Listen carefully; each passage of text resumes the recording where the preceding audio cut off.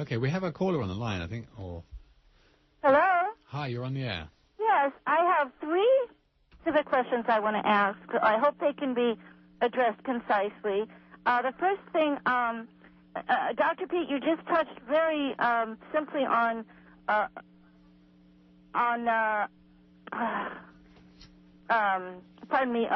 fluorescent light. Okay, you said that fluorescent light tubes were dangerous, and did you say that those little squiggly ones that they want us all to use instead of incandescent light bulbs, are those bad for the eyes or the nervous system? I think for the nervous system, especially because they emit in the radio frequency and microwave frequency.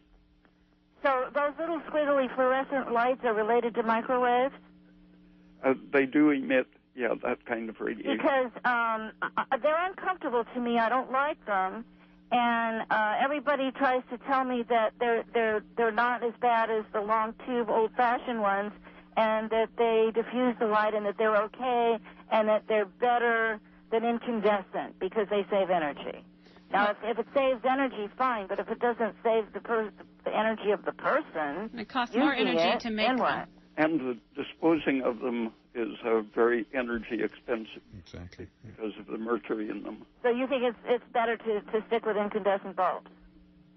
Yeah, I think they're still the best answer. LEDs, maybe. Okay.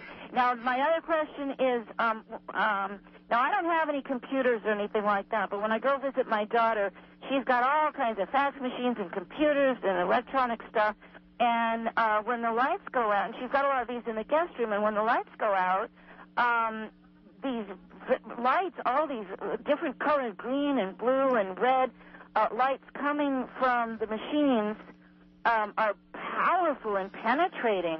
I can't, they're disturbing to my sleep, they're disturbing to my eyes, and I end up throwing pieces of cloth over them to cover the lights so I don't have to see them. Are those harmful? I don't think the light itself is, but there's probably activity in the computer even when it's asleep. Well, why does it make such pungent light when it's off? They just have these little LEDs to indicate. So LED lights themselves are very, very powerful? No, I don't think the lights are especially harmful. Okay. Now, my other question is about microwave ovens. Do you think that microwave ovens are dangerous? I know you're supposed to not be in front of it. You push the button and get out of the way. But are they dangerous to use? And is the food bad for you that you eat that's microwaved? The microwave is now pretty well shielded. In 1973, the Consumers Union recommended buying no microwave oven because they weren't properly shielded.